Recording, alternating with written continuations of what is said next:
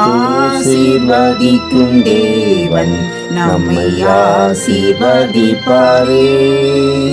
துதி ஸ்தோத்திரம் இயேசுநாதா, துதி உமக்கே என்றுமே. இன்று ஒரு வசனம். பின்னானவைகளை மறந்து முன்னானவைகளை நாடுங்கள். பிலிப்பியர் 3:13. அன்புக்குரியவர்களே, இயேசு கிறிஸ்துவின் இனிய நாமத்தில் உங்களை வாழ்த்துகிறோம், ஆசீர்வதிக்கிறோம். தீர்மானங்கள் புத்தாண்டுக்கு மட்டுமல்ல, ஒவ்வொரு நாளுக்கும் உரியவைகள் ஆகும். ஒவ்வொரு நாளும் தேவ சமூகத்தில் நம்மை நாமே ஆராய்ந்து பார்த்து புதிய தீர்மானங்களை எடுக்க வேண்டும், அதனை நிறைவேற்றவும் வேண்டும். சில காரியங்களை நாம் மறந்து விட வேண்டியதா இருக்கிறது, சில காரியங்களை நினைத்து தேவனை துதிக்க வேண்டியதா இருக்கிறது. பின்னானவைகளை மறந்து விடுங்கள் என்று வேதம் சொல்லுகிறது. எவைகளை மறக்க வேண்டும்? மற்றவர்கள் மேல் வைத்திருக்கிற கசப்புகள், கோபங்கள், வைராக்கியங்கள், எரிச்சல்கள் எல்லாவற்றையும் மறந்துவிட வேண்டும். அவர்கள் தீமையாய் பேசினார்களே, எனக்கு துரோகம் செய்தார்களே என்று எண்ணிக்கொண்டே இருப்போமானால் நம்மால் ஆவிக்குரிய ஜீவிதத்தில் முன்னேற முடியாது. பழங்கால வேதனைகளையே எண்ணி கண்ணீர் வடித்துக் கொண்டிருந்தால் புது வாழ்க்கையின் சந்தோஷங்களை அனுபவிப்பது எப்படி?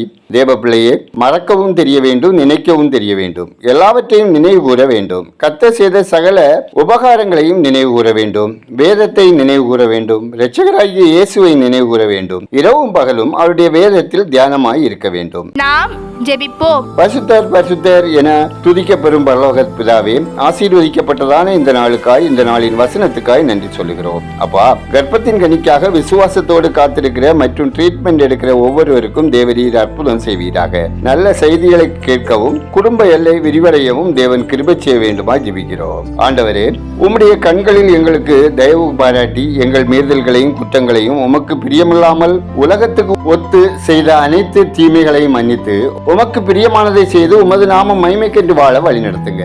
ரட்சிப்பு நிச்சயத்தோடு பின்னானவைகளை மறந்து பரலோக தரிசனத்தோடு வாழும் கிருபையை தாங்க.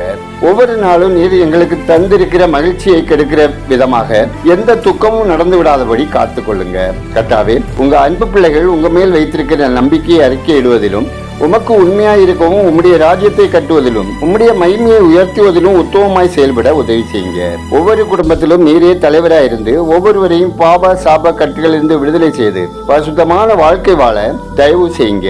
ஒவ்வொருவரின் அப்பம், தண்ணீர், பொருளாதாரம், வேலை, தொழில், வியாபாரம், விவசாயம் ஆசீர்வதிக்கப்படவும், போக்குவரத்தில் உங்க பாதுகாப்பை பெற்று அனுபவிக்கவும், வாலிப பிள்ளைகளுக்கு ஏற்ற வாழ்க்கை துணையும், பேறுகால ஸ்திரீகளுக்கு சுகப்பிரசவமும், வேலைக்காக முயற்சிப்போருக்கு தகுதிக்கேற்ற வேலையும், மன உளைச்சலின்றி வேலை செய்ய உங்க கிருபையும், பிரிவினையின் ஆவியின் கிரியைகள் அளிக்கப்படவும், வியாதியோடு பலவீனத்தோடு மருத்துவமனைகளில் வீடுகளில் சிகிச்சை பெறுகிறவர்கள் ஆரோக்கியமடையவும், மரண கண்ணிகளில் சிக்குண்டவர்கள் விடுவிக்கப்படவும், தீர்க்காயுசோடு வாழவும், மக்கள் கர்த்தருடைய வருகைக்கு ஆயத்தப்படவும் ஜெபிக்கிறோம். ஆண்டவரே, எங்கள் தேசம் ஆசீர்வதிக்கப்படவும், மக்கள் கர்த்தரை அறியும் அறிவில் வளரவும், ஆட்சி பொறுப்பில் இருக்கிறவர்கள் உண்மையாய் உத்தமமாய் நேர்மையாய் செயல்படவும் தேவன் வழி நடத்துங்க. எங்கள் ஜெபத்தை கேட்டு பதில் தருகிறவரே, உமக்கு நன்றி சொல்லுகிறோம். துதிக நன்மையுமே உமக்கே செலுத்துகிறோம். இயேசுவின் நாமத்தில் ஜெபிக்கிறோம் எங்கள் ஜெபங்களும் நல்ல பிதாவே, ஆமென்.